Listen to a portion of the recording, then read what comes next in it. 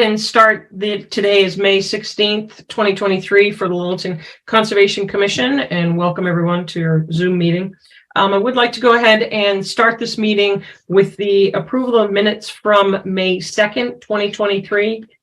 Those are submitted. There are 4 pages of that document. I just had one question, if I may, on page 1 is on clarification within the commission on 3 Wellington Drive. When it talked about the shed, it will be approximately 24 by 16 on small concrete sonotubes. Did they say there were sonotubes or that they were the concrete risers? Does anyone recall that as a point of reference? I believe it says, I don't know if you used the word sonotube, but if that was the takeaway that I got from it, that was going to be the application. Okay, because that sonotubes require excavation. That's why I was curious. Right. I didn't recall that. Yeah, no, I do not recall him saying a precast element. Okay. Yeah, I don't remember either. Okay. Does anyone else? Oh, sorry. Does anyone have any omissions or corrections? I do not. No. Okay. So okay. Do we have a motion to approve? I will make a motion that we approve the minutes from May 2nd, 2023. Do we have a second? Second. Okay. All those in favor? Let's see. Who would like to do roll call for us because Andrew's not in here yet? Sure. Kyle, yep. Would you mind doing that? I got you. Brian Crowley. Brian Crowley, aye. Michael Livingston. Michael Livingston, aye. Yeah, Sarah Seward. Sarah Seward, aye. And myself, Kyle Maxfield, aye. Unanimous. Okay, great. Before we go on to administrative discussions, I will like to ask members that are on this meeting, anyone that's joining us, if you can rename and put in your full first and last name. Doing so, if you're not capable of doing that, we can help you with that. If you decline, we will remove you from the room. So if we can take a minute to have people just rename. Tim, you see someone who has, so let's see, Anna, I think if you can do that, I think that's the only one we need right now. Sarah, you guys can actually also vote on the April 18th minutes as well. I was going to ask, I thought that we had pushed one off for a while. Yeah. Yep. No, we're going to, but I just wanted to come back to that. We need to make sure everyone's with us. Hi, Sarah. This is Anna. Hi, Anna. Hi. How do I rename myself? Oh, yeah. If you just hover over your name, you'll see those little dots. Oh, actually, no. So that one, oh, sorry, I'm on a different screen. Who wants to walk Anna through that? Yeah, you're right. If you hover your hand over your name, Anna, over your box, and click on the 3 dots, the bottom option should say rename. I don't see myself as a. Oh, there. Okay, wait. I don't see myself as a box. Wait, I'm going to start a video. Myself as a video. Is that there? Now yeah. I see myself as a box. Okay. Yeah, perfect. Okay. All right. And then I'll do the hand thingy. There we go. Okay, rename. Here we go. Awesome. Thank you. Okay, so now coming back. So at the last meeting, we did not vote on the April 18th minutes. So if we can backtrack. So the people that were here for that were, hold on one second. Let me just go to my notes. Last time we voted was Carl, Kyle, Brian, and myself, and let's see, Chase, Andrew. Okay. Do we have a motion to approve the April 18th minutes? Sure. I'll make a motion that we approve the meeting minutes from our April 18, 2023 meeting. Second. All right, roll call vote. Brian Crowley. Brian Crowley, aye. Michael Livingston. So Michael, I don't think I can vote. I was no, not present. you're gonna that would be correct. You cannot vote on that. You would abstain from this one. So I do. Okay, thank you. Sarah Seward. Sarah Seward, aye. Myself, Kyle Maxfield, aye. Passes with 3 to 1 abstention. Okay. Great, thank you. Okay, so now let's go back to our administrative discussions. Do we have anything that anyone would like to add to administrative discussions? Just as a point of order, I don't think that it was down as a discussion. The notice of presence of areas subject to protection that was emailed to us, which is the language for a deed restriction. So I would like to add that if we have time to talk about that as well. Anything else they'd like to add? Sarah, can we also add just briefly about 17 Mattawanaki? They're about to file, and Amy thinks it would be worth if the commissioners just take a look at the site. Okay, great. So I will add that to our list of discussion. So first on for discussion is a Long Lake Neighborhood Association invasive species management. Who's here that would like to chat? I am here, and Tess Deegan, the Long Lake Neighborhood Association director, is also here. I am the president of the Long Lake Neighborhood Association. And I do have a document that I'd like to share if possible. Yes, Tim can have you do that for sure. Welcome, Tess, and welcome, Anna. Thank you. Thank you very much. Okay. Anna, as soon as you're ready, you can carry on. Okay. All right. Share. Let's see. That.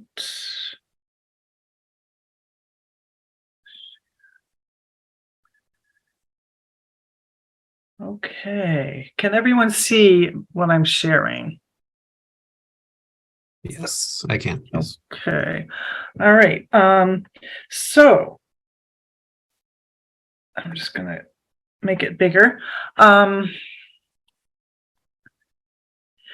Now, the Long Lake Neighborhood Association on May 7th, we held a walk by Mike Bald of Got Weeds, which is a company up in Vermont that he started. And I think he also started the Weed Warrior program back in 2015. Anyway, he took us around.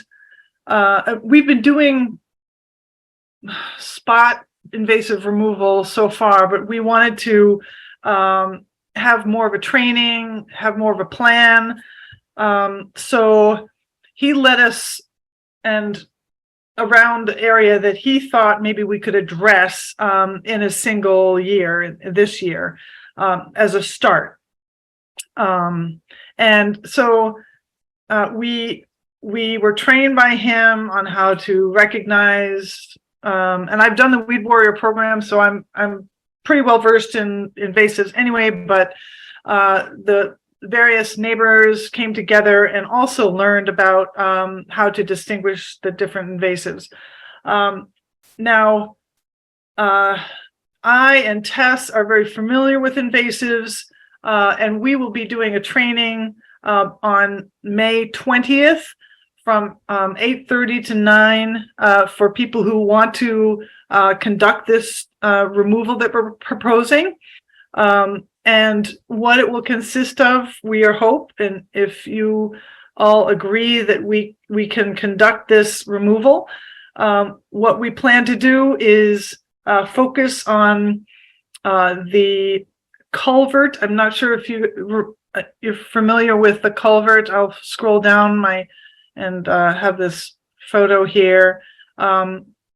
This is, I'll shrink it down just a teeny bit. So this is a wetland park that was installed to address 20% of the stormwater around the lake. There is a culvert that is right here. You can kind of see it. Actually, it might be here.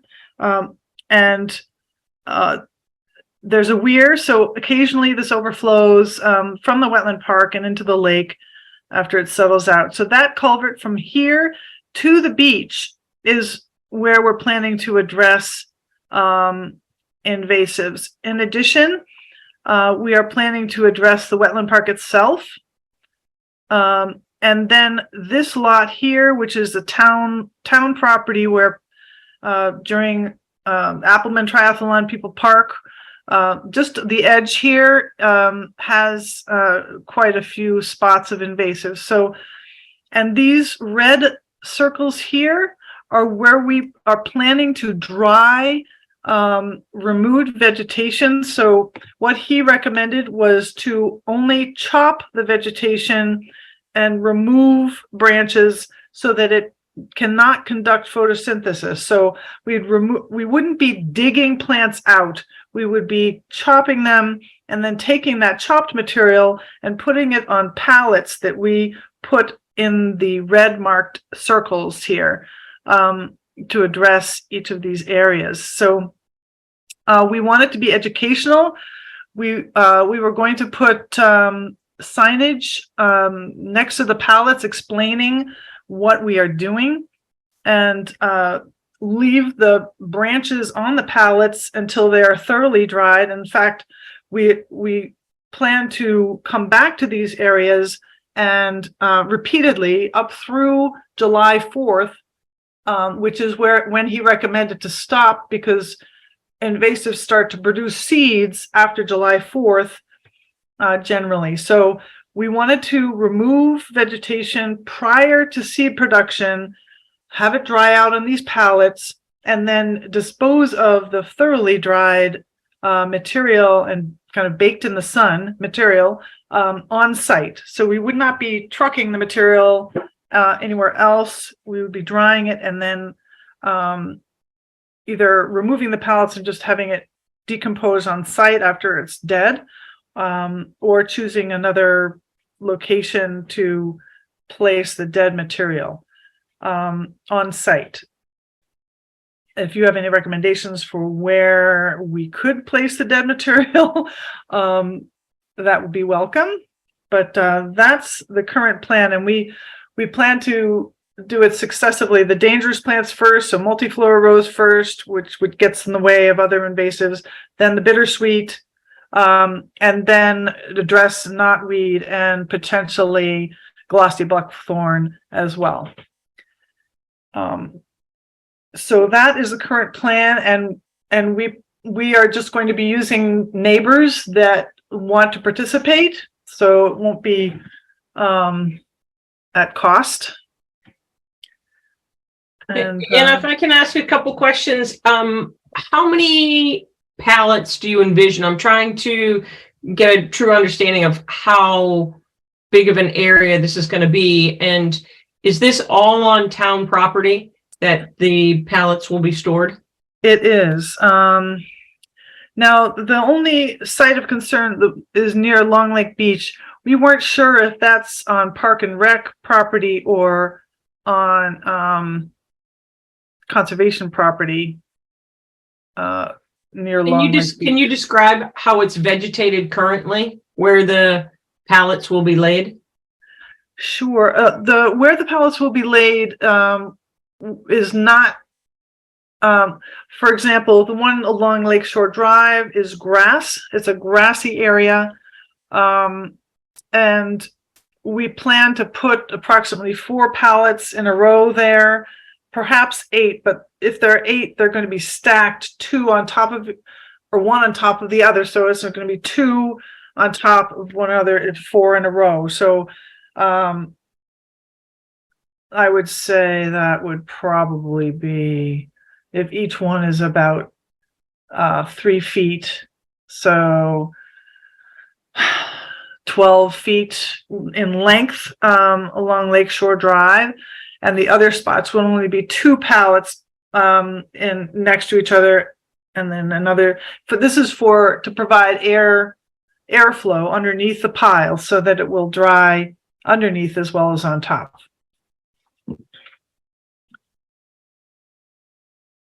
Commissioners, questions?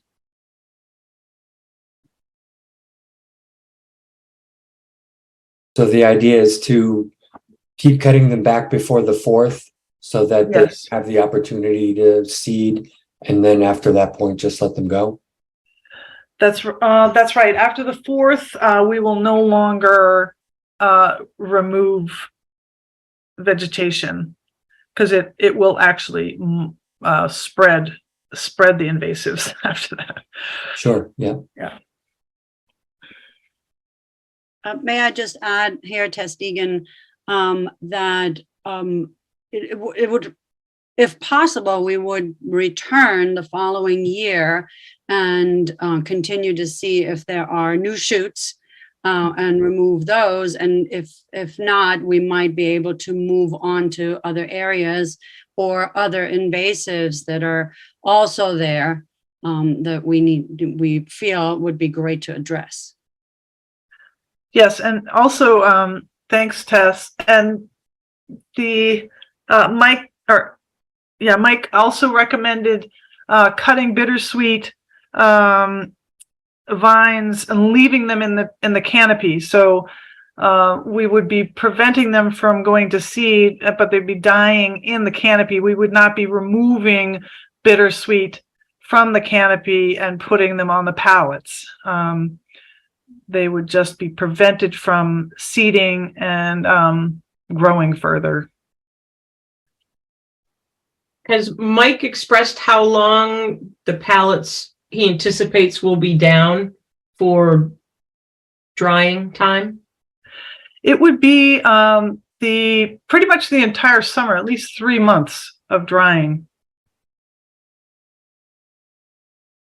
I guess my and it's not a concern, it's just to know at some point the grass and the vegetation that's underneath at some point to make sure it has a opportunity to regrow in the late summer, early fall. Right. Yeah, that's a good point. So after July, August, September, perhaps in October, well, grass is pretty much, I think, if we were going to have the grass regrow, it would probably be September removal would be the best time. And then how are you disposing of this? What's the plan? Well, we were going to, there's an area in the wetland park where brush, when it's being maintained, brush has been disposed of in the back part of the wetland park. That's one option we were considering in disposing of the material. Okay, commissioners, do you have any questions? Anna, so is the reason for the 3 different areas of pallets, is that just so that they're not all in one place, or is there some other sort of rationale to the location of where the pallets are stored? It's both. It's mainly for convenience, so that people chopping the branches don't have to carry them very far. Okay. So each of those locations, the one near the wetland park will address the vegetation from the wetland park.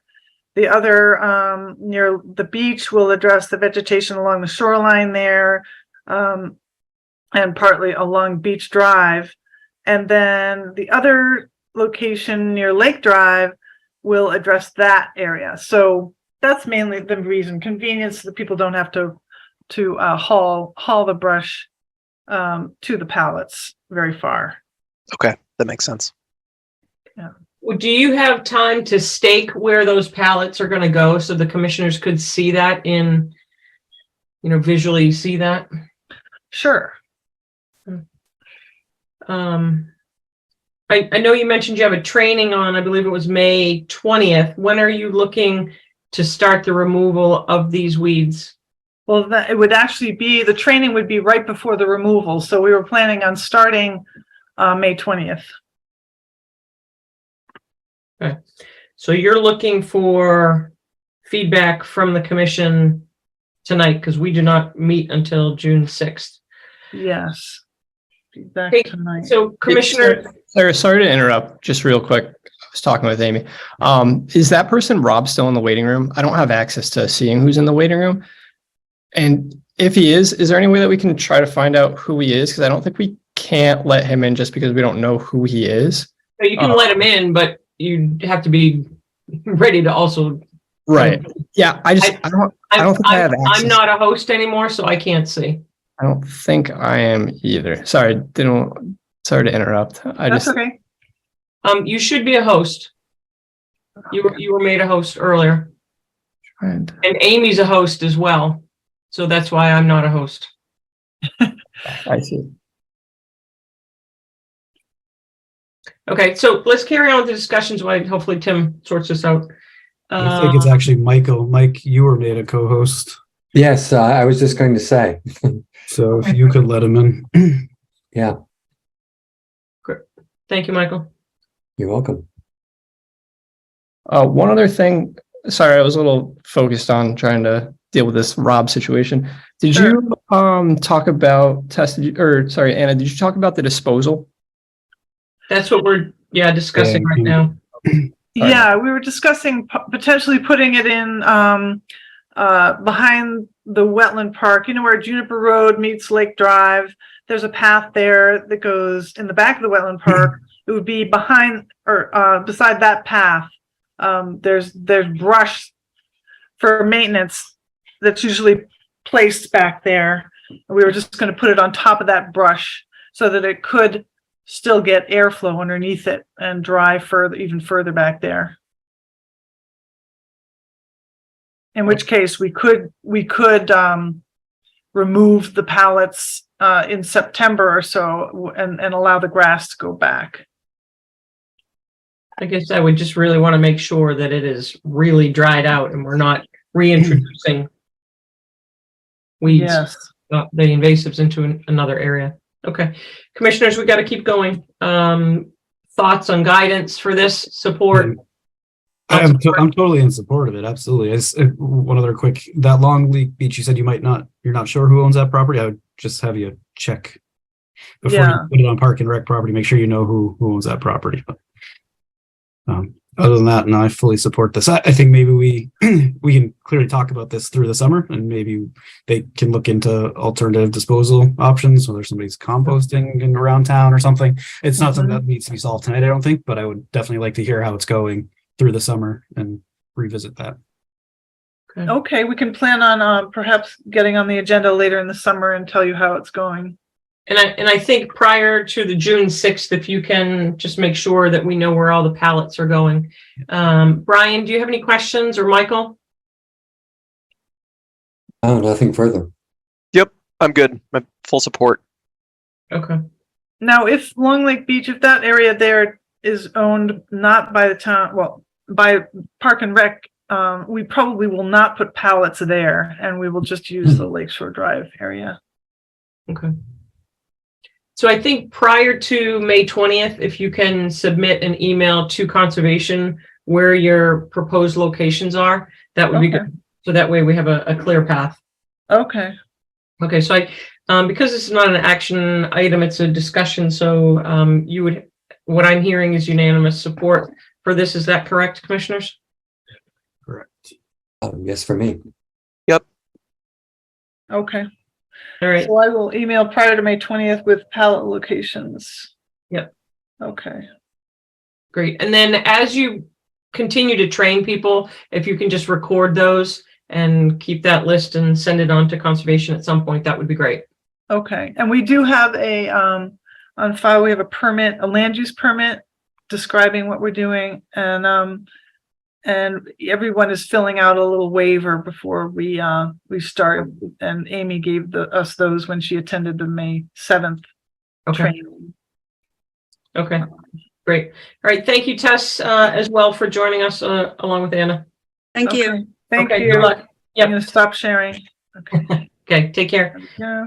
Okay, so now we're going to jump back to administrative discussions. I know we're behind schedule a little bit, but I would like to do request for certificate of compliance, 97 Mill Road, Mass DEP 204918. Tim, is there anything we need to know for that? Yes, so there is an existing pile of wood chips that I have a picture of here. It's within the 100-foot buffer. It's up to you guys whether you would like it to stay. If not, I think they said they can have it removed by June 20th. They'll have it moved. I think my understanding is that it's going to get removed. And so I feel comfortable with the support of that. Sherry, I'm not sure if you're here for that, but I would move in support of issuing the certificate of compliance. Thank you. That's what we're here for. And So the commission is aware the property was recently sold to the Littleton Electric Light Department. They are using it for some compensating land for other activities that they're doing that results in some state grants. And they have no intention of building the septic system that order of conditions was for. And we have agreed with them that the last owners who just sold to them will have that wood chip pile removed in the next 30 or 40 days. So it's not any interruption of the land. It's just a pile of wood that's been there since the sawmill was there. Thank you for that clarification. Commissioners, any questions? I'm good with that. No, hearing that Okay. they're taking care of what they put there, I wouldn't have expected our light and Yep. electric department to have to take care of that. So I'm in support of that. Okay, would someone like to make a motion for the request for certificate of compliance for 97 Mill? I will move that we issue a certificate of compliance for 97 Mill Road, Mass DEP file number 204-0918. Thank you. Do we have a second? I'll second. Thank you, Michael. Roll call. Roll call vote. Brian Crowley, Brian Crowley, aye. Michael Livingston, Michael Livingston, aye. Sarah Seward, Sarah Seward, aye. and myself, Kyle Maxfield, aye. It's unanimous. Okay, thank you. Thank you very much. So I'd like to go to, we cannot open the 7:45, Right. which is a continued public hearing because we do not have quorum. Unfortunately, Carl was not here. We're going to, I believe, continue that until the next hearing, which is June 6, 2023. And that is the notice of intent for 107 Mattawanakie, which is known as Mass DEP 204-921. And my understanding is the owner was advised of that as well. So that will not be heard tonight. So I'd like to go back to the administrative discussions and follow up with the next request for certificate of compliance, 24 Cooper Farm, Mass DEP 204-0844. Michael, anything? I mean, not Michael, Tim, anything on that? Yeah, that one's good to go. Okay. Would someone like to make a motion? Yeah, can you just clarify what we were waiting for on this? Was it just I think it's just, grass growth? I believe we were just waiting for this to come to fruition. Okay, I knew one of these properties we had issues with signage and stuff to keep not being installed or erosion controls. That just curious. If Tim thinks it's good, that's fine with me. And we still need a motion. I will move that we issue a certificate of compliance for 24 Cooper Farm, Mass DEP file number 204-0844. Thank you. Do we have a second? Second. I'll second. Thank you. Paul? Roll call vote. Brian Crowley, Brian Crowley, aye. Michael Livingston, Michael Livingston, aye. Sarah Seward, Sarah Seward, aye. and myself, Kyle Maxfield, aye. It's unanimous. Let's carry on. Continued request for certificate of compliance, 22 Cricket Lane, Mass DEP 204-866. Yep. So That site is stable, so that they are also good to go. Okay, thank you for that, Tim. Once again, do we have a motion? Sure. I'll make a motion that we order certificate of compliance for 22 Cricket Lane, Mass DEP number 204-866. Thank you. Do we have a second? Second, I'll second. Okay, roll call. All right, roll call vote. Brian Crowley, Brian Crowley, aye. Michael Livingston, Michael Livingston, aye. Sarah Seward, Sarah Seward, aye. and myself, Kyle Maxfield, aye. Passes unanimous. Okay, thank you. Next is clarification of minor modification vote. We already did that. So let's talk about 17 Mattawanakie. Sarah, one second. I think we might need a revote on that. Yeah, that was the issue where we Purposes. actually might have tied on that. Is that correct? Is it- Yes, and I got an email from Chase saying that he wasn't going to vote. So if everybody votes the same today, then it should go through and Yes. have no different effect. Let me, So that was a discussion we had last week. I think Andrew did a roll call vote, but he said that it passed, but I think it actually had tied 3-3. Right. And that was what Chase actually remembered during our last meeting as well. okay, that's right. So Chase is not here, Carl is not here. So the only people, and Michael would need to abstain. Okay, does someone want to make a motion on 38 Harwood? We have to- Yeah, is that how this has to go? We have to go through that again? Yep. Okay, yeah, make a motion that we approve the minor modification for Mass DEP number 204-0923 at 38 Harwood F. Okay. Second. Thank you. So, so a roll call vote will be Brian Crowley, Brian Crowley, aye. and then Sarah Seward, Nay. and then myself, Kyle Maxfield, aye. So pass 2-1 with 1 abstention. Great. All right, thank you. Tim, is that, so you're good, noted in the minutes? Okay, let's go back to, there were questions on 17 Mattawanakie. Yeah, that was just more of to let you guys know that they're going to file, and it would be worth going out there and taking a look before they come in. Okay. All right, and then the last piece on the administrative discussions is the language for, that was attached for the deed language. So you all, that has been shared with you just for you to be able to have that as knowledge. Anybody have any questions on that? Okay. If not, I'd like to go ahead and go to it's 8:02 to go ahead to the 8 p.m. continued public hearing, abbreviated notice of intent, 114 Taylor Street, Mass DEP 204-0982 with the installation of fencing. This is a continued, so who's here to speak with this tonight? Tom Gillespie is here. Can you hear me? Yes, thank you. So I think when you last left, we had mentioned that we had a site walk. There's also to produce a waiver and then to also look at other access as well. Commissioners that were on that site walk, would you like to add comments?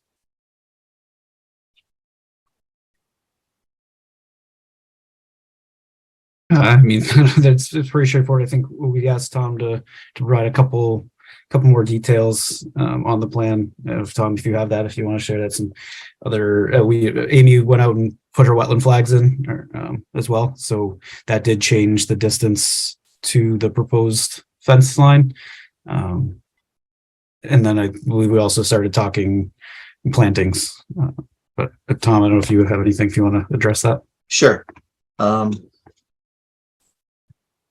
All right. So I'm going to share screen. Andrew. Good evening, everybody. Welcome. There he is. Getting Hey. accomplished over at OSRP.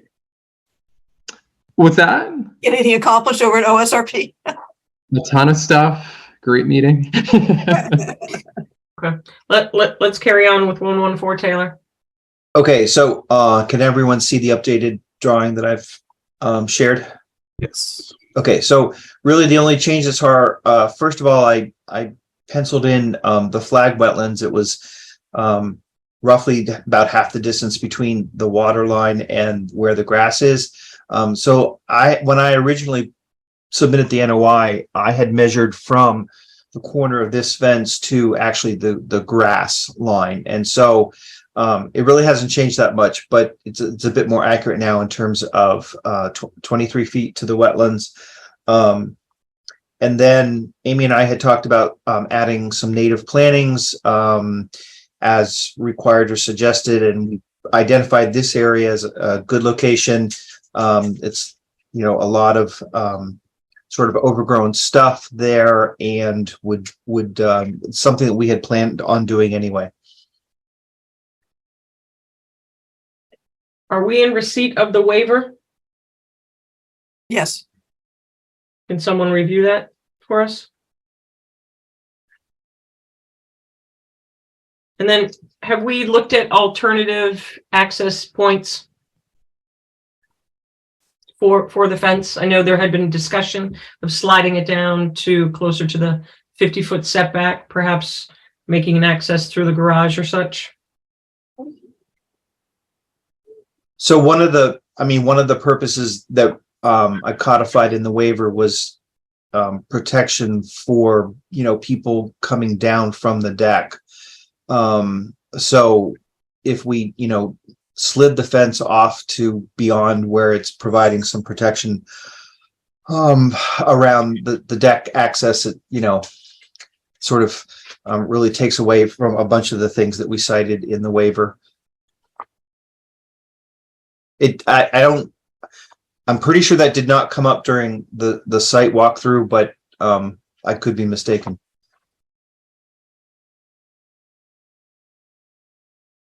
Is someone going to share the waiver with us? I can't get to it. The page isn't working on our website. Oops. Yeah, the link is incomplete.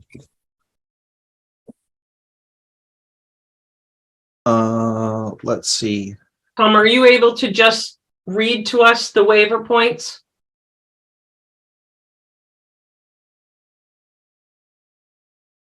Bear with me. No worries.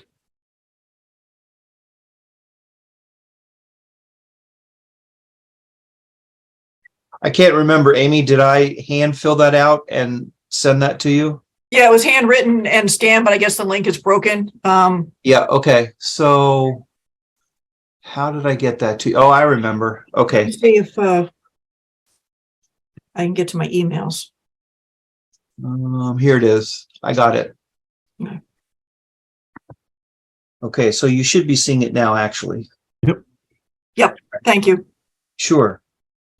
So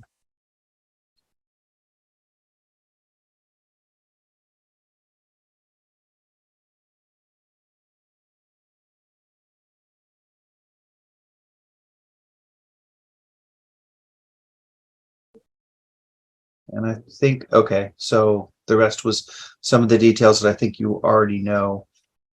Yeah, and the analysis of the last environment was the north side of the house, as I had mentioned, was a garage with no direct access, and that alternate location doesn't really address the safety issue.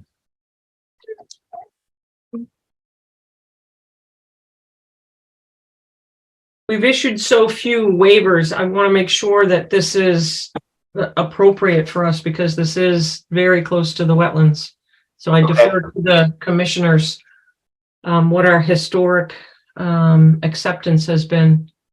Yeah. I will say you asked me to look into that a little bit, so I looked in.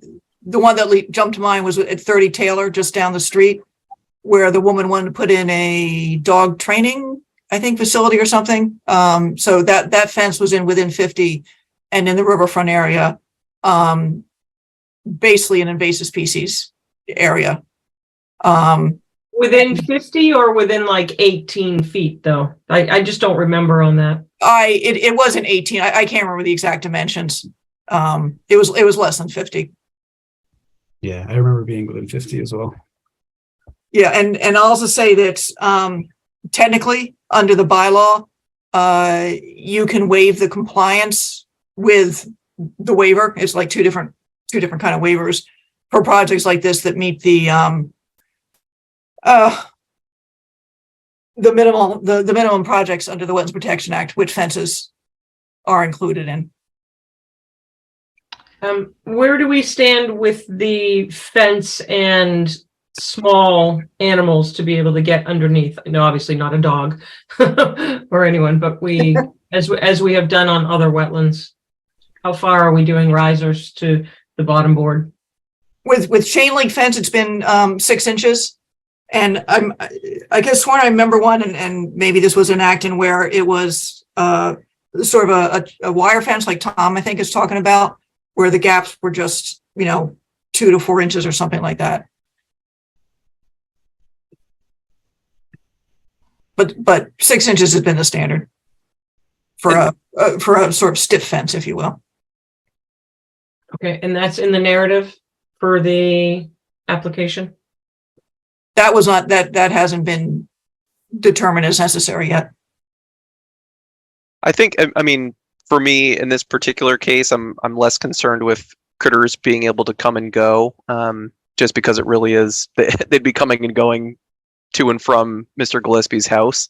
There's not really a habitat that they're going to be trying to access on the other side of that fence. Yeah, I agree. The plan makes being out there on the sidewalk is very different than that plan. I thought it was taking up a lot more of the yard, but it's tucked pretty close to the existing deck, which also has a concrete patio off the end of it. and there's existing grass still under the deck. And like what Brian said, it's not like there are not trees or shrubs or bushes or anything inside this area that if critters are going to want to walk through his yard, there's plenty of space between the water and the fence that they can still access around the house. They're not going to be trying to go towards the house. Okay, thank you. And then Amy, you have discussed with the applicant what the plantings will be? Yeah, if you, again, feel the need for the plantings as some sort of mitigation, can either determine those right now or write it into the order conditions that he just coordinated, 3 shrubs and we can, or whatever you think is adequate. Yeah, I think that's a great spot for some plantings. It seemed to be pretty wet down there.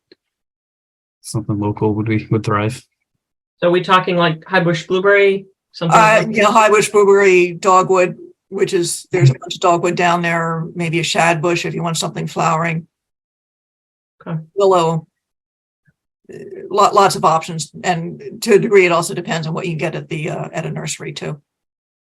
Okay, commissioners, let's go ahead and discuss that right now so we can get that into the minutes. So that Amy can put it in the order of conditions if that is what you would like to do. I definitely think that plantings have to be a part of this. If we do wind up issuing an order of conditions along with the waiver. So yeah, I think the one other project that we have, a minor project that we would have considered minor anyway, was on Middlesex Drive, and we required the removal of invasive species as well as plantings. So I would definitely be in favor of adding that.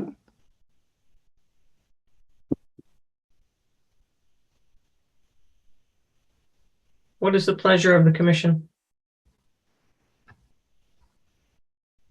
Are you looking for a number, Sarah? Yeah, a number, and then if somebody wants to make a motion, if they're ready to go to that. I have some concerns for the proximity, and I wish that we'd looked at perhaps going through the garage on the other side a little bit. 18 feet is very close. It is definitely concerning. And in the waiver application, what was cited as the justification? I know that we have a very high bar for the issuance of a waiver in terms of public health or public safety, but what was cited specifically in this case? It was public safety. Yeah, it was a safety, especially for the small children that visit the house, as well as conversely to keep the dogs out of the pond and away from the wildlife. Gotcha. Labradors, the water dogs.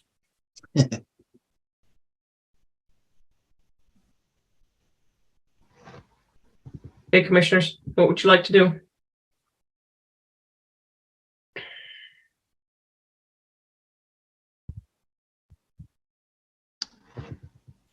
I'm thinking like 3 to 5 shrubs or something of equal. I refer to Amy with these types of things, but I guess depending on what they put. I was thinking 3 shrubs, but it's up to y'all. Yeah, They're that seems going to grow sense. like wildfire down there, I think. Yeah, agreed. And then the order of conditions to show that they'll have to be checked on. Yes. Okay. 3-year monitoring. Mm-hmm. Correct.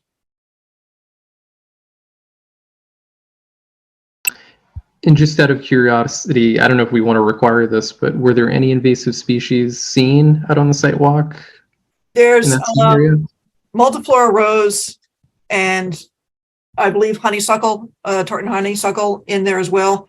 And I had talked to the Gleveseys a while ago. They were interested in trying to at least cut back and remove some of that as sort of a separate undertaking. So they can go to Anna's Weed Warrior program on May 20th.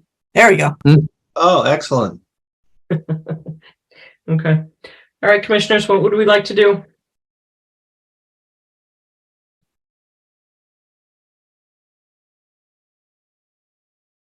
I'll make a motion that we close the public hearing and issue an order of conditions for 114 Taylor Street, Mass DP file number 204-0982, with a waiver with the aforementioned plantings as discussed.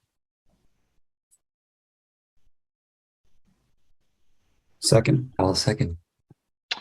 All right, roll call vote. Michael, Michael Livingston, aye. Kyle, Kyle Maxfield, aye. Brian, Brian Crowley, aye. Sarah, Sarah Seward, nay. Andrew, aye. All right, it is 1, 2, 3, 4 ayes and 1 nay.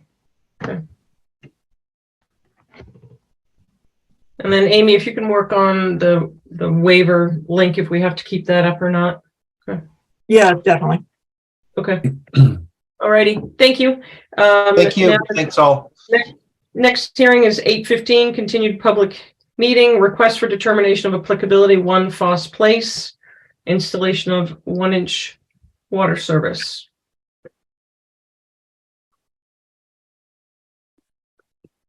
Mark, I see you're here. Would you I am. would you like to? Yes, thank you, Madam Chair. Good evening. We have a proposal in front of you for approval to run a 1-inch water supply up Foss Lane to the new construction that we have at, I believe the new number is 4 Foss Lane. We had preliminarily discussed this at our last meeting. It includes the installation of a hydrant for fire safety on the street. The hydrant is just past the property line closest to Ipswich, and we place the water service where the Littleton Light and Power folks had told us that it needed to go, and then hugged as close as we could to the side of the property where the houses are currently constructed. Mark or Amy, does anyone have a plan for the commission? Mark, I think you shared your screen last time. Do you have that? I did not. I have it right here, I think. Yeah. Thank you. Still pulling myself together here, so let's see if this works. Which one? 1 Foss. Yep, that's the one. So as you can see, the 1-inch service comes from Ipswich up the left justified side of the road and then takes a hard left. The hydrant is towards the property, between the 2 property lines, and then the service goes directly into the house. Is this request for the service as well, or is this request to just bring it up the street? Nope, it's a request for bringing it up the street, placing the hydrant and the service. The service is outside of the 100-foot setback. Once we get the hydrant is right on the edge of the 100-foot, as you can see, and then the service itself is outside of the 100-foot buffer.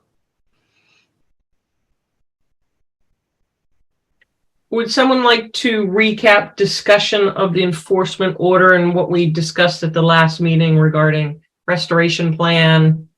Would you like me to do that, Madam Chair? Sure, thank you. You're welcome. The last time we were all together, we discussed a sequential order of events where we would be, we have a building permit currently in that's being reviewed. Once the building permit is issued, we would excavate the foundation, which is outside the 100-foot buffer, backfill, grade, and place the septic system coincidentally with building the house. We would then bring the water service from Ipswich up, place the hydrant and the water service.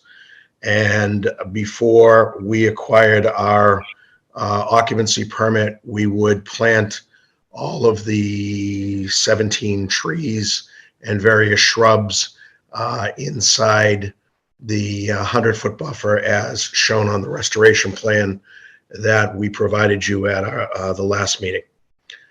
We also agreed to 3-year monitoring on the shrubs and I believe 80% survival rate on the trees and shrubs being placed to restore the area between the 50 and 100-foot buffer.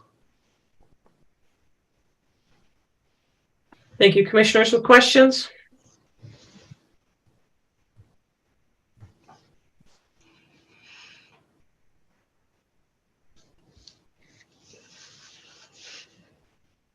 Mr. Gallagher, all of the work related to the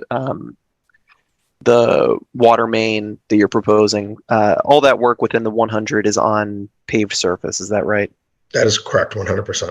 Okay.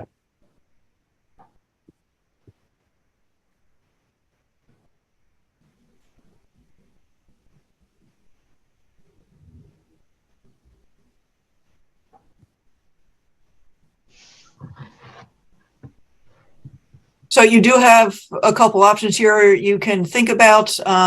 If you go ahead and approve the RDA, you do, if it feels like it gives you a little more, I don't know, control or oversight, under the bylaw, you can require that the determination of applicability be recorded on the deed. And you can also condition the determination of applicability if you see fit. It can't take a lot of conditions because this is a little bit of a crossover between the work he's proposing, which is just the water main versus the enforcement order. But the only thing that occurred to me after I wrote up what y'all talked about a couple weeks ago in here was that you might want to put in there on the off chance that the house never gets built or gets delayed, that the installation happen either before the occupancy permit is issued or, I don't know, October, November 1st, something like that. Yeah, we talked about that, Amy, you and I talked about that during the week. And October 1st would be fine. We don't expect to be delayed. But we want to get, the restoration in place and completed. Oh, I get paid to think the worst, so. I understand. And I have to be paid to be an optimist. There you go. So I'm not sure whether I fall into the realist or what we are, but so worst case scenario, the house isn't done, we get restoration. How are we going to get water to water all the new plantings if we don't have water up there already? Is the well going to be? The well's terminated. Already? It has been. Okay. So I guess I look at that as the worst case scenario. We get our restoration, but we have to make sure it's viable as well. At that point, we would water with one of our water trucks. Okay. they would be on the hook for 3-year monitoring and success. So it's to their benefit to. Okay. I just wanted to be clear of how that, Yeah. on record that we would use a watering truck. Okay. Thank you. Yep. No problem. Commissioners, questions?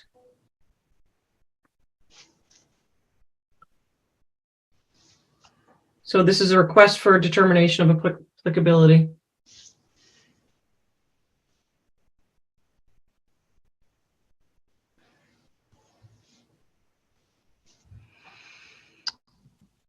So I wasn't at the last meeting, but when is this restoration plan going to be set into motion? Like, when is the work going to begin on that? The sequential order events that we discussed at the last meeting was when we get the building permits, starting the foundation and starting construction, either moving towards putting in the water main at that point, putting in the septic system, or putting in the septic system, putting in the water main, and then doing the restoration. Our goal is to deliver this house towards the end of August, early September. And prior to getting an occupancy permit, the restoration would be completed. Gotcha. Thank you. You're welcome, sir. Amy, is there anything else that you think we've uncovered or need to cover? I mean, this is weird because the house is almost entirely outside the buffer zone. So it's, I'm sorry, your pictures are over here, which I keep looking over there, which makes it kind of separate from the restoration. But I would suggest trying to tie them together. Either I could do a findings within the RDA that mentions the enforcement order and the restoration, and then ask that all be recorded so that if the property does transfer, assuming the the buyer's attorney does what they're supposed to do, they will see this on the deed. Right, absolutely, it has to all be recorded. We've notified the buyers of the restoration plan already. Okay, Buyers change, and even if it flips in 2 or 3 years, it would still be on the. Yep. It would stay You're on. 100% correct on that. Yep, you're right. okay. Any more commissioners, any action items here?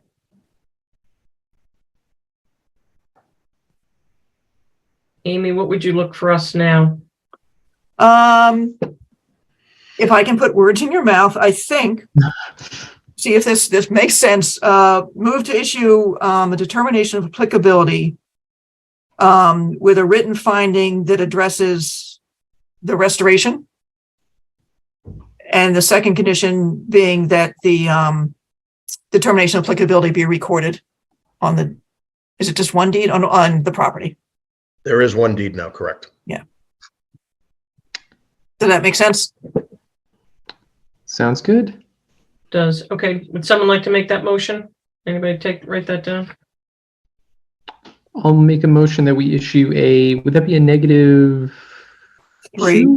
-3 determination with the conditions that Amy mentioned 2 seconds ago. No, so it doesn't work that way. So that it would be for the determination of applicability, that be written findings be addressed and also with the restoration plan, and that the determination of applicability be recorded, the registry of deeds. So I would make that motion. Do we have a second? Second. All right, roll call vote. Sarah, Sarah Seward, aye. Michael, Michael Livingston, aye. Kyle, Al Maxiel, aye. Brian, Brian Crowley, aye. and myself, I. It is unanimous. Thank you. Thank you. And don't go anywhere. I'm not going far. Don't worry. I wasn't going to escape Alcatraz. I was just making sure. And Mr. Gallagher, if you can also make sure that Amy and the office is kept abreast of when you're going to start some of the work as well. Absolutely. I will. As soon as the building permit's issued, Amy and I will get together. So right now I have not signed off on the building permit because I know that Board of Health and Planning haven't signed. Okay. But I will sign as soon as I know they're moving ahead. I just haven't pushed myself. So. Okay. And erosion controls can begin installation? Yep. We have erosion control on the entire property, but not on with the RDA, it requires additional erosion control on the right-hand side of Foss Lane, which will get placed. Right. So you could probably take the liberty of starting to do that if you needed to. I would be happy to do so. So the last piece of discussion for that is the enforcement order on Ipswich Drive, which doesn't have a house plan or restoration plan yet. And I don't know if you wanted to try to, I don't know, get something recorded on that property. Seal Harbor, you have what, an option on it? No, we have a purchase and sale agreement. Oh, PNS, all right. All The right. last time we were together, the board agreed, or you provide me, Amy, with dispensation, so to speak, so we can go in and do the final perk test, which we're trying to schedule. And once we know it either is going to be a building lot or not, we would then address the restoration plan there, knowing where a house is going to go and the septic is going to go. If the house and the septic are not going to go there, then I would suggest that we restore the entire area in one fell swoop. And we should know that, this is what May. So I would assume by the middle of June, we should have that perk test completed and know one way or another whether it's going to pass or not. So this would just be extended till discussion at the June 6th hearing to see if you have your perk test done by that That'll be time. fine. So I would be under the assumption that we would stay as status quo on this, where you are not the actual owner at this time. Is the enforcement order on both you and the current owner? Yes. Okay. Well, the enforcement order is on the property. It's been copied to both Mark and the owner who's out in Oregon, Okay. I think. Yeah. Okay. Washington. Yep. So while we've had it's the same discussion that we had at the last meeting, perhaps I'm missing something that I don't see that anything's going to change at this time. That's correct. Okay. Any of the commissioners have any questions? So just to reiterate, no work can be done on this lot with the exception of the one additional perk test. That's correct. Okay. So if by chance that is done before June 6th, if you could come back in and Yes. Amy, we'll put that on perhaps last for the next meeting. Okay. All right. Thank you, Mr. Gallagher. Oh, thank you for everything tonight. Okay. Bye-bye now. It's 8:31. Our next hearing is at 8:45. And then, so Amy, do you have the 8:45 and the 9 p.m. coming in, correct? Cricket and Foster? Oh, yeah, the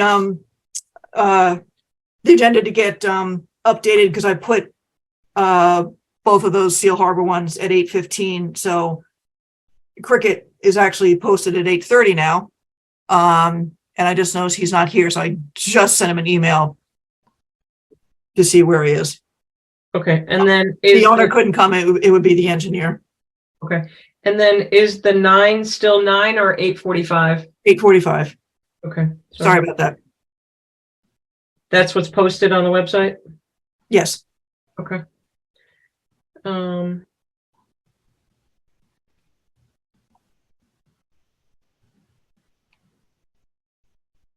Let's take a moment and go back to what was added to the administrative discussions, which is the attachment that Amy sent to us about the language. I think it's important for everyone to know what's in this language that goes on a deed for people to recognize that there's a. Amy, is this standard boilerplate language from the Commonwealth? No, that is boilerplate I came up with town council, with Rebecca Lacey, Okay. when the regs were first put in. So there's two attachments to the regs. There's that one, and there's another one that has to do with riverfront. So, for example, Steve Marsh used this one on all his Wellington Circle ones. Okay. But I just threw it out there because it could also have been potentially adapted to be used for notification of an enforcement order.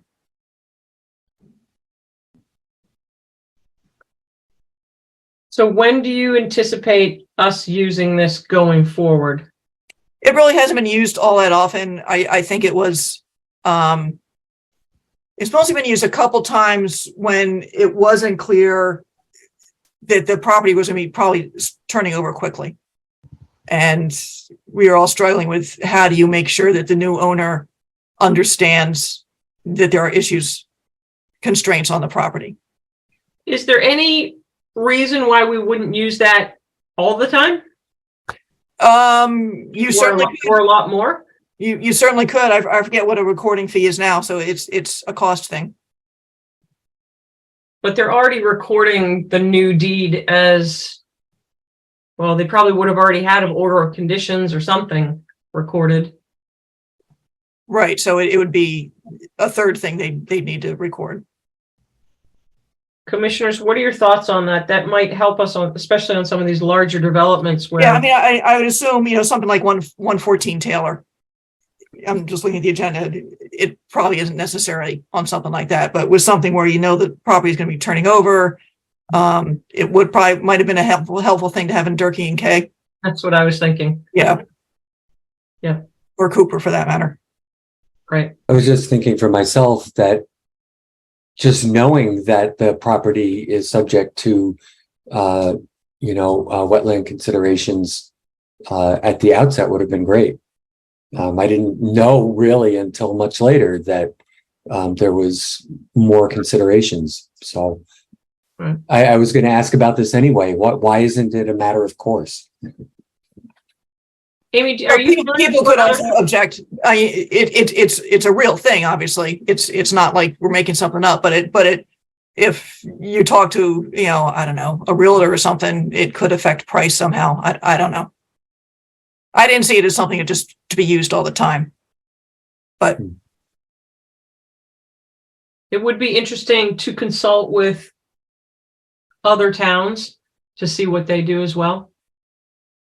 Actually, I usually give this to other towns because everyone's saying, you know, how the heck do you hold people, especially when the houses are transferring? How do you hold their feet to the fire? Right. And I mentioned that we have something like this. And again, it's only as good as the attorney who's doing the deed research. Right. Because they certainly don't always find everything. That's true. Okay. But it's, and again, you know, it's not saying you can't do anything on your property. It's letting people know that you might need to talk to somebody. Right. And Well, I think there's been a couple of cases, even just since I've been here, where, you know, people were saying I had no idea that I was close to a wetland and needed to, you know, talk to the commission or have other considerations while they were building. Exactly. And, yeah.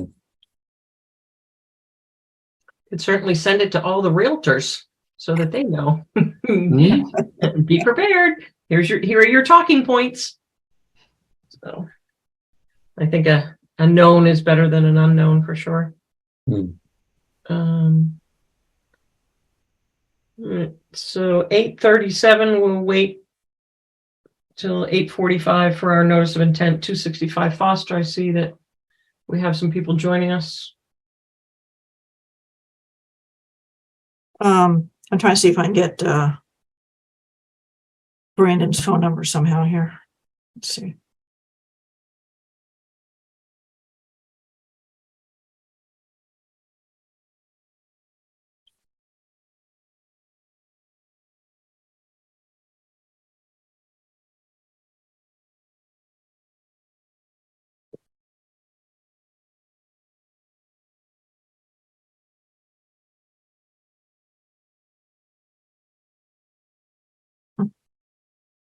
So those of you that are here that are just recently joined us, we're just on hold because our 8:30 has not arrived and our next hearing is at 8:45, which we can't start for 7 more minutes.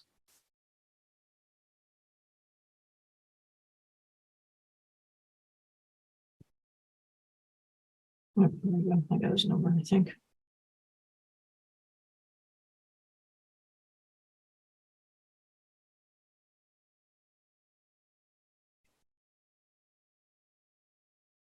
Amy, do you know when we will know? So the next 2 meetings, so we've got June 6th and June 20th, what it would be after that? I know I will not be at the June 20th meeting. I have set those up through the rest of the year and they're on the website, but I can circulate it to you. Okay, that would be great. She sent it out with the agenda and minutes for this meeting. And did you have a discussion to see if at least all you guys are going to be there June 6th or here June 6th? We haven't yet. So does anyone know if they're not? I will be at the 6th. Is there anyone that is aware that they will not be on the 6th meeting? Especially Kyle, Andrew, and Brian. Yeah, because we're trying to open up 107 Mattawanakee, but we have to have those 4. I should be here. See what I should be here too. It should work for me. Put a big star, big mandatory star on that date, please. That's a good one. Okay. Yeah, because the one that I received for commission dates in the email that was attached ended on June 20th. Yeah, I just saw that too. I saw the title. I didn't look at the content. Well, just assume I did it right. Amy, you have full confidence. I had too much confidence in Amy, apparently. Without looking at it, I assumed that she... Stop checking up on me. I thought that was what Tim was doing. We're feeding off each other. Mm-hmm. No, you know what happens is I make all the changes and I haven't saved the changes when I email it. So they didn't make it into the email probably. And I don't have Brandon's cell phone, so. That's fine. Chance he shows up at 8:45, expecting to go at 8:45, but we'll be going I guess that's a possibility.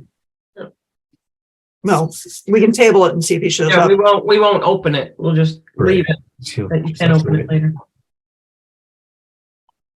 And I'm starting to pull together tree policy stuff.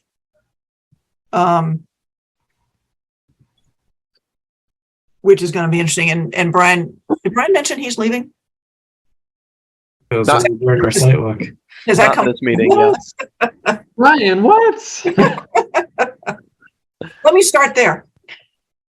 Sorry, Andrew. Yeah. My wife and I are expecting another baby in October, and life's getting busy, so I gotta drop an extracurricular. Congratulations. Thank you very much. Congratulations. Thank you.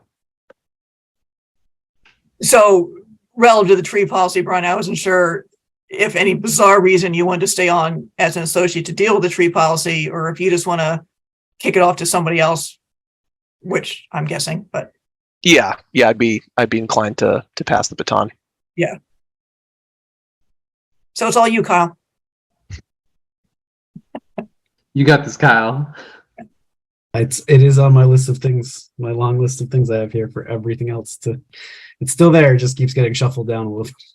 Over No, that's where it is on my list too. So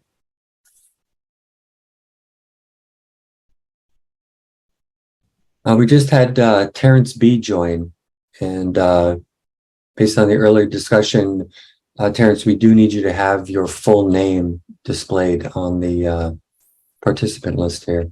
Sure. Hi, everybody. Yeah, Terrence Bundy with GID. Let me see. Oh, there it is. Thanks. Right. Yeah.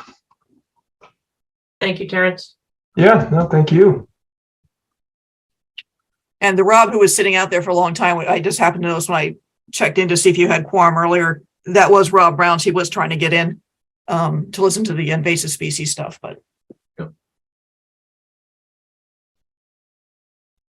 If we can put that on the language that's on our website that talks about where it has the Zoom link, we should be proactive. And I'm surprised Diane hasn't mentioned that we would then put that language in there that you would be allowed into the meeting when your name is fully displayed.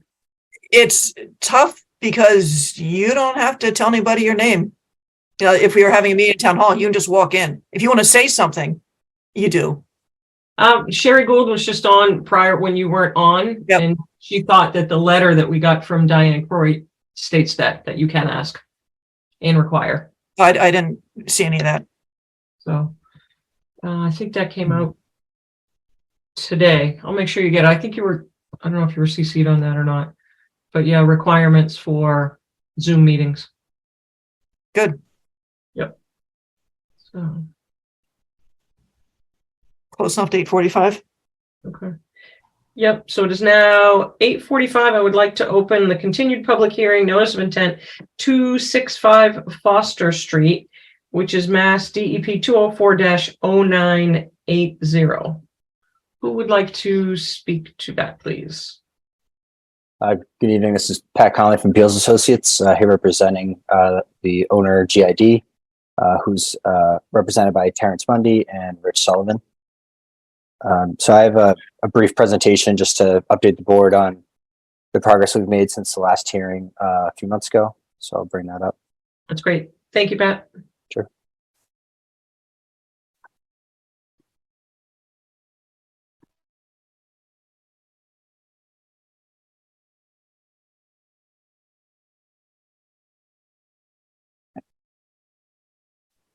Okay, just a high level summary that we want to start with.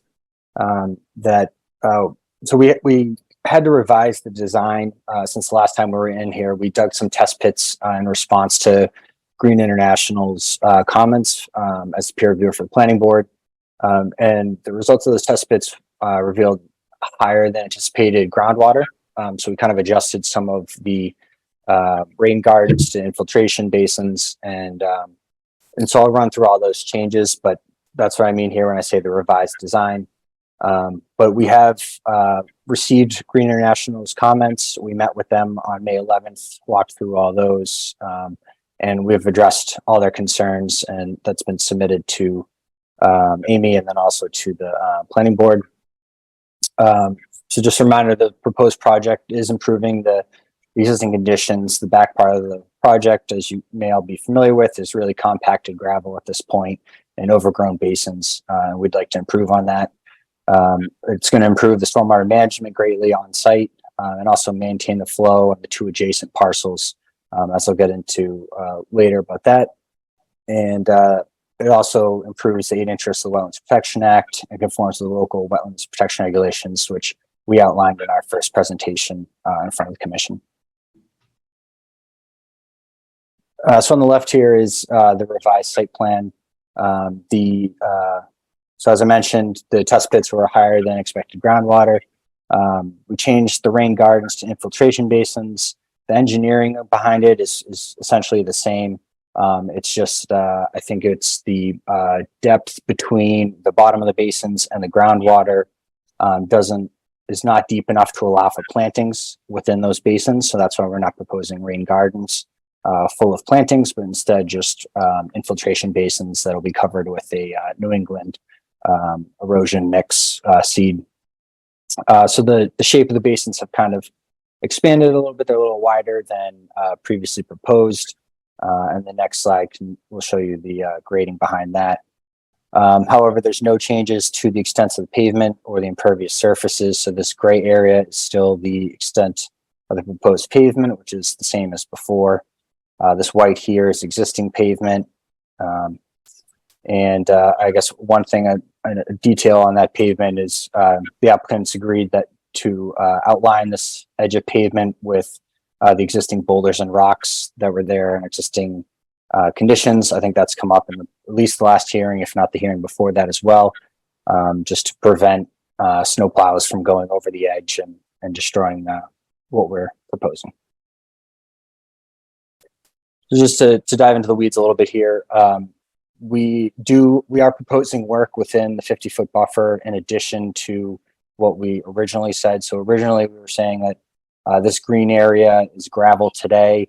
We were proposing to, and we still are proposing to do seed and loam or sod. This little corner here where the red dot is a little bit of pavement within the 50-foot buffer. We're still proposing to remove that. That was in the original 50-foot waiver. And then the blue is currently gravel and is proposed to be part of the infiltration basin. So still a pervious area. It's just going to be that New England seed mix as opposed to seed and loam. So in the revised plans, we just specify some of these areas here and then color coded it to try to make it easier to understand. There's a lot of detail going on here. And I can circle back to this later on if anyone has questions. So this is the revised grading and drainage plan. The grading of the pavement area is essentially unchanged. We're still trying to match existing grades to the greatest extent possible. As I mentioned, there is work within the 50-foot no disturb zone. The edge of the pavement is still proposed to be a pea stone diaphragm that provides pre-treatment for the stormwater before it goes into the basin. The western basin here, so down below is Route 2, and on the top of the page is the railroad tracks. This is existing building.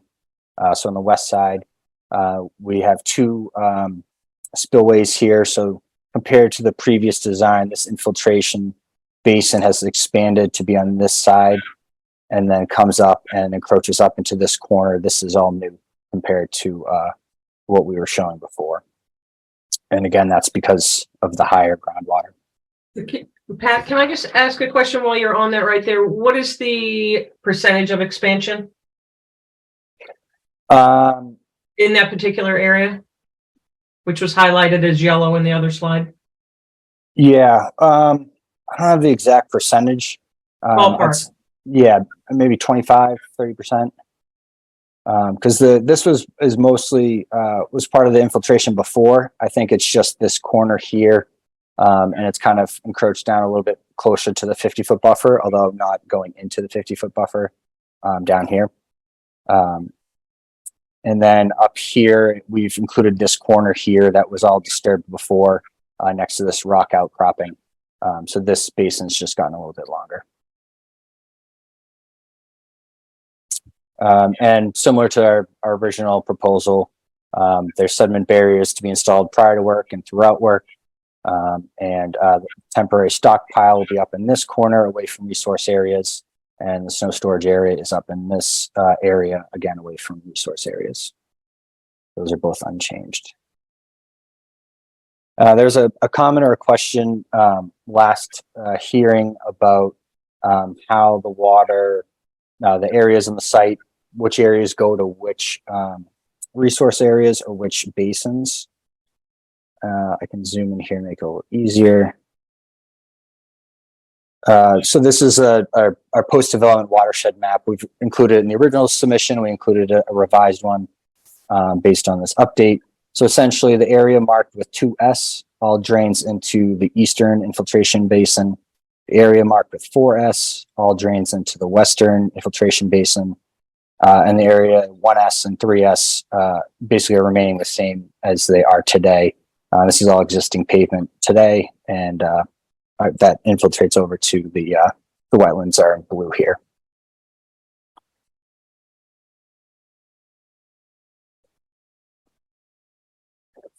There was some discussion last hearing about the connection and the pipe between the railroad tracks at the top of this image, and then there's an outfall and on the Mass DOT land and Route 2 is down below.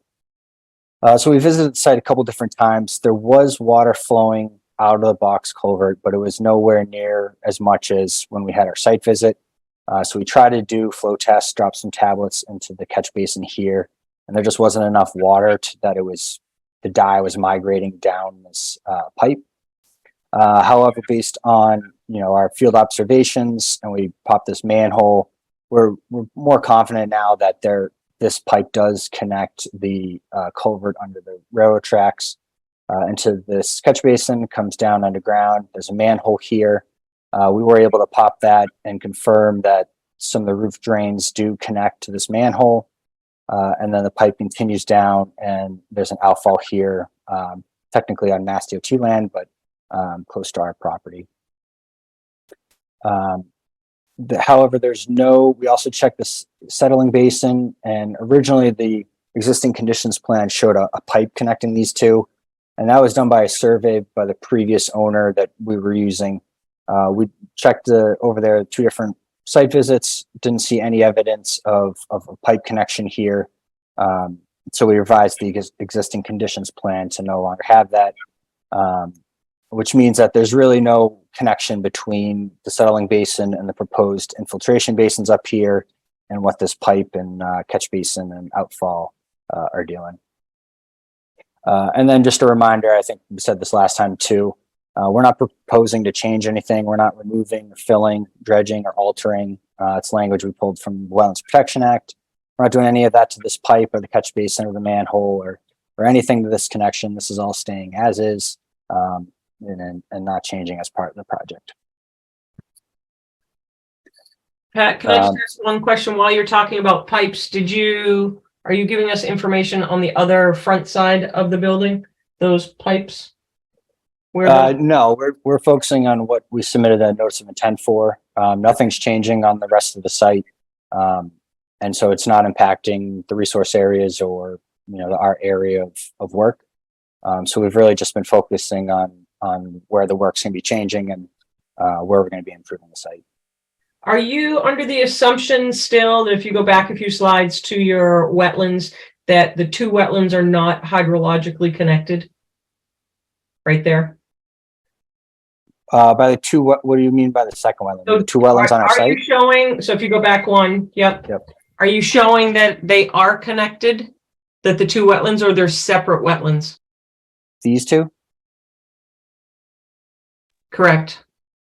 No, there's I can zoom in for you. There's a break between the 2. So I think the commission had spoken of this numerous times on the site to say that we have believed that they are connected. So I'm curious what the commissioners think about that, because that makes a big difference where the front drainage is going from the front of the building, if it's coming into that wetlands or not. Just to clarify, the front of the building is out of frame here. That it's this is all the back of the building here. The front of the building is like where this bullet point is. So that's not connected, not near any of these wetlands. I'm not sure why you would think there'd be a connection. That's like that was 200 or part 300 of feet. discovery for you to tell us that the front drains were not connected anywhere. So it's been mentioned in the last 2 meetings. Right, but okay. All right. I mean, nothing. Sorry to interrupt. Carry on. Okay. And then just to, we wanted to check the Wetlands Protection Act to make sure that we were getting this right. So, right out of the Wetlands Protection Act, there's a statement of jurisdiction. These are the areas subject to protection. And we're trying to stretch it to see, okay, how would this pipe, how could it be construed to be one of these resource areas? And the reality is it's not really any of the resource areas listed in the left-hand column. And so therefore, we don't believe it's an area subject to protection.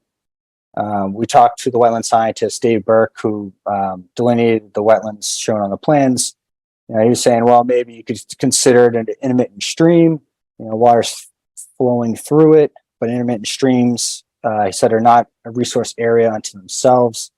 And they can flow through pipes, but it's really he used the word components for the intermittent streams, like a bank or land under the water body. Those are the resource areas that should be protected. So we don't think that applies to this connections either. And then, the common thing when you're classifying wetlands is you look at the hydrology, the vegetation, and the soils. And then in this case, you really only have the hydrology, which is the water in the pipe, but there's no wetland plants and no wetland soils. So I just wanted to summarize to be clear, the pipe's not connected to the proposed project. We're not changing anything around this. Same thing with the front of the site. We're not changing anything. This is just a small paving and regrading exercise. The pipe is not considered an area subject to protection. And as I mentioned, it only has 1 out of the 3 characteristics.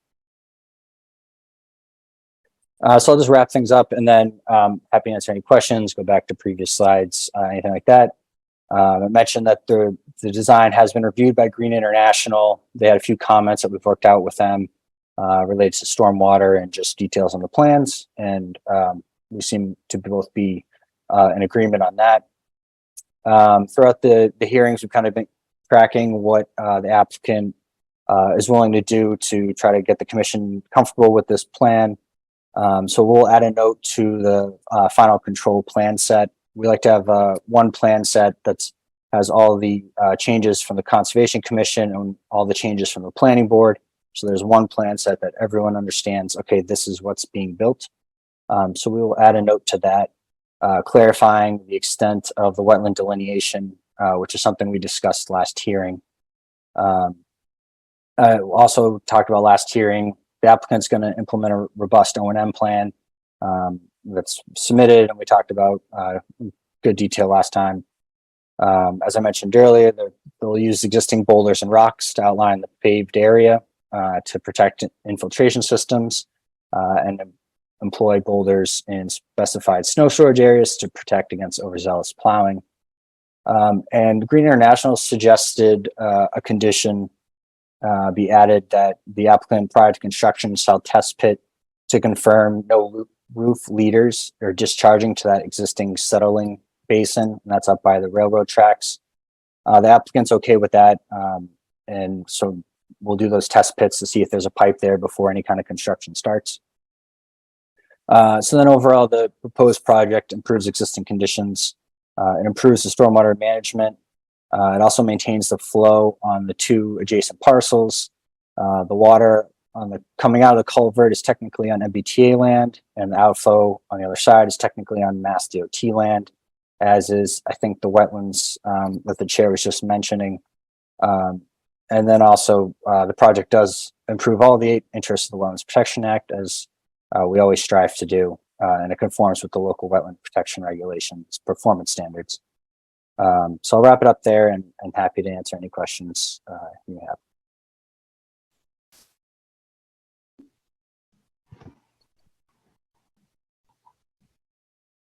You said that outfall on Mass DOT, and who was the other entity? MBTA is on the other side where the Oh, culvert correct, is. on the other side, yep. Yep. Right, because the wetlands resource is up on the MBTA side, coming down the hill as well. Okay. Commissioners, questions?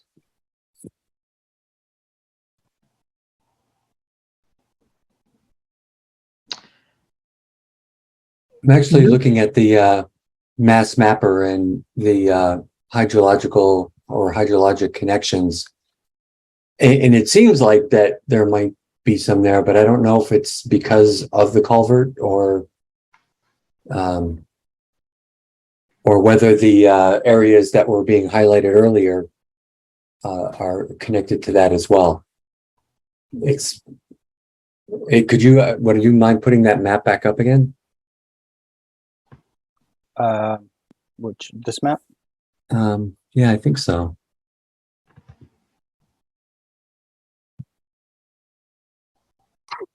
It would help if you here. enlarged it as well. Thank you. Sure. Oops.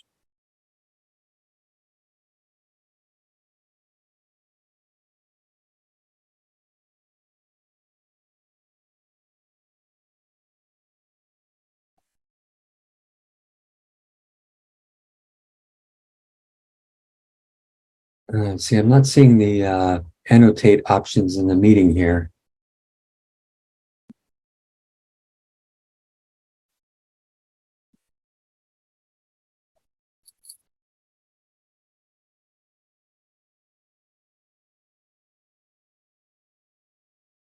Now it's going to be difficult to show if I can't draw on there, so. But it seems like the area that's off the corner of the building, I'll call it the southeast corner, does show connections with other places. But again, that's just what the mass mapper is showing.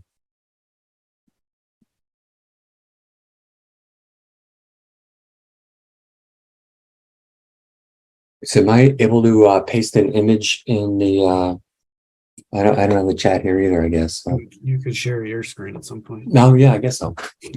Why don't I do that?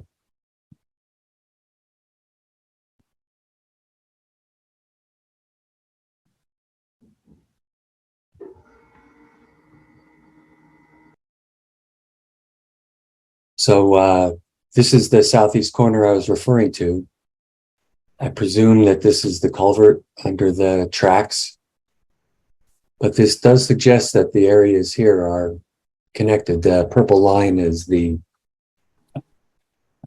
hydrologic connections.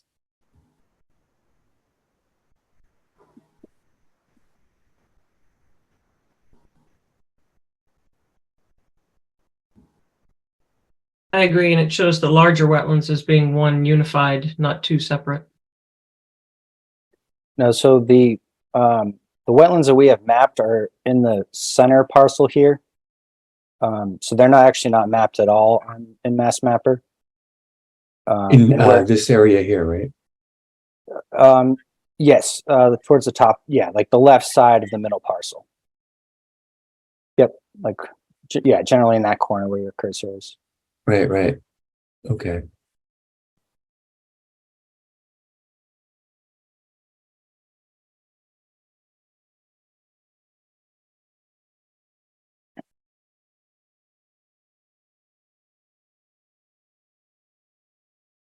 So is it possible that I'm missing a layer here? Yeah, how do you mean? Oh, if I can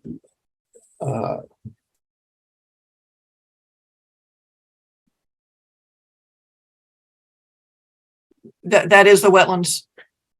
Yeah, so, okay. One, yeah.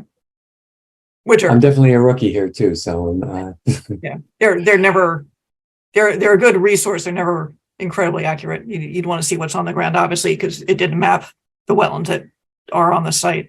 And Yeah. the ones that, I'm sorry, I was thinking of that bigger wetland is the picture that the little prince drew, the boa that ate the elephant. I don't know if that means anything to anybody, but that wetland is just barely on Pat's map. You can see the buffer zone starting to take off this one here. in his grading plans. Right, but the wetland itself is wholly on Mass DOT land, which is why Right. we included a previous delineation done by others under the previous owner and kind of grade it back. But we did not update it because it's not our land. And there's no work within that buffer area. But as you drive in the driveway, the building's on your right, there's your first wetlands is there. That's the big one. No. You're definitely in the property is definitely in a resource area, which Carl spoke of at the last two meetings, looking at the whole site. I believe that as you first drive in on the left, you have a different wetlands. It's what we're calling a different wetlands that's there on the left, which is not part of the large mass that's there. It's probably associated with the stream that Mass Mapper is showing. No, so the sorry to interrupt, Madam Chair. So the wetlands you're talking about is this blue big wetland as everyone's referring it to, and that's on Mass DOT land. So the buffer from that does go onto our property. We're not proposing any work within there, and that's separate, and it's not connected to the wetlands that we have been focusing on, which is in the center parcel. So yes, they may or may not be there. They were previously delineated by others, but we haven't been focusing on that. We're not changing anything over there. We're just focusing on what we're changing because that's where the impacts will be. Okay. And that's where we're trying to mitigate it.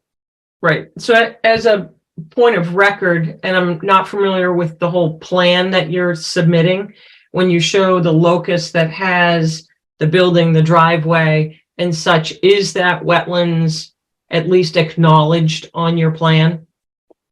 We're showing it grade back like an existing condition. So it's not updated, it's not dark like our current delineation, but it is there so that there is a reference, and we do have buffer zones off of it. So future people do know that's there. It's just off the property. Okay, excellent. So Michael, if you want to unshare and then Pat, go back to Yes. yours. We'll ask commissioners if they have other questions. So you think the expansion is 25 to 30% greater than what was on the first plan on the lower left area of the plan that you're depicting here? Yeah, that's my, I guess, educated guess. We didn't do that calculation specifically. And then you're going to have that potentially flow onto Mass DOT land. No, all the water from the proposed work will flow into the proposed infiltration basins. So, like designs are supposed to, we're not increasing the volume. No spillover. Correct. That's a succinct way of saying it. Okay. But your design point would be at the property line. Yeah. So Close to it. Yeah. So we have, maybe 30, 40 feet from the closest point to the property line.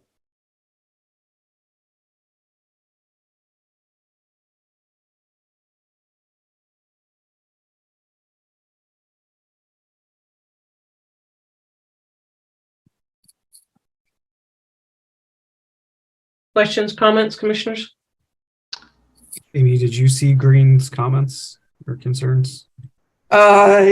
Yes, and they've been going back and forth on them, and the only one that I highlighted is the one that Pat mentioned about the prior to construction test pit to confirm no roof leaders discharged to the existing settling basin. which will be a planning board condition, which you could certainly repeat, but they had resolved everything else. They had the roof leaders, the discovery on the 30-inch pipe, all that was in there.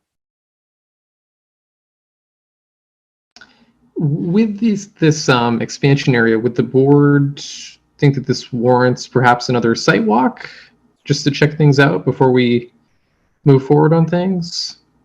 I would think so, because we only walked the top of that area on the sidewalks that I've been on.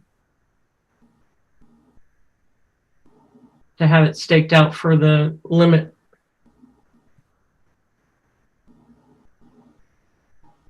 I mean, yeah, we had everything marked out, lower side marked out as well during that site visit. It just, no one seemed interested in that side. Well, if you've just added another 30%, I don't think we knew that. Yeah, I mean, but the existing design was there and marked out.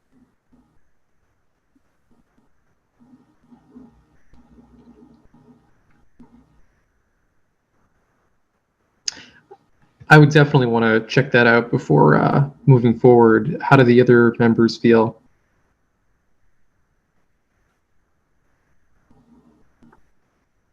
I think it would be worthwhile. I agree. This week is no good for me, but next week is looking better. Okay. So Pat, is it currently staked now? No, Okay. but we definitely can get it staked by next week. Okay.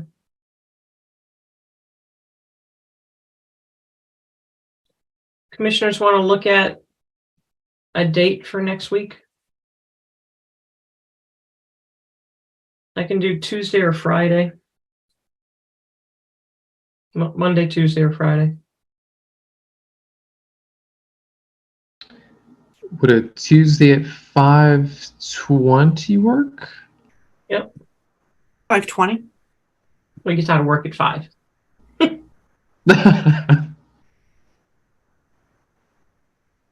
Michael, Brian, Kyle, would that work next Tuesday, which is the 23rd? I can try, but I'm going to be out of town to conference for the week, maybe traveling back and forth. I wouldn't count on seeing me there. Michael, Brian? 5:20 is tough for me. I can usually make a lunch slot work, but later in the day is tough. Okay. I can do the later time in the day. I prefer a lunch slot, but I can make the evening work also. If we could, because I'd like to have at least 3 on that. If Michael, if you could do the 5:20, that would be great. All right. And you can do that, Sarah? Yes. So that's Tuesday, the 23rd at 5:20. Pat, you think you can have that staked by then? Yep. Awesome. And I'll see if Carl's around. Yes, and Chase as well. Right, yeah, sorry. Oh, that would be great. Okay. So we meet again on June 6th. Was there anything else out there? In terms of comments?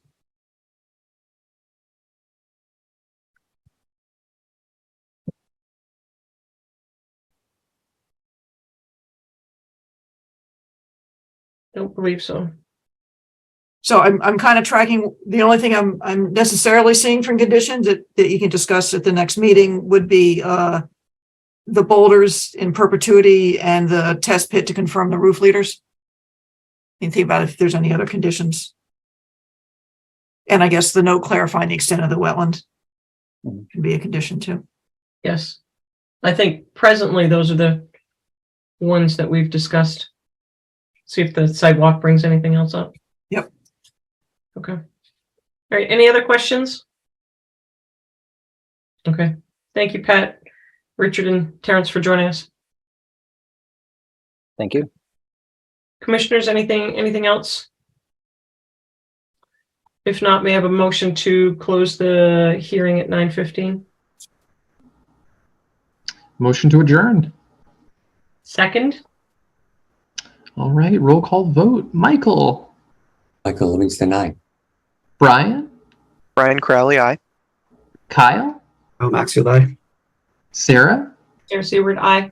myself, I. It is unanimous. Thank you. Everybody have a great week. All right. Good night.